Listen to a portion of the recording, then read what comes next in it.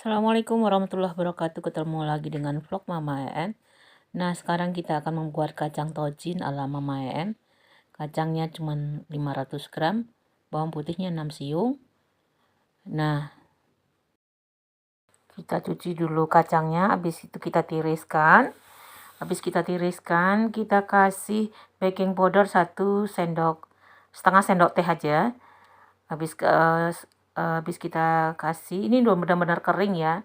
Kita masukkan garam 1 sendok teh.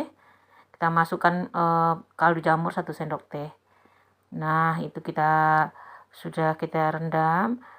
Habis itu masukkan bawang putih yang sudah diiris-iris. Kita masukkan, kita kasih bawang putih yang sudah diiris. Habis itu kita simpan kulkas semalaman. Nah, sekarang baru kita goreng.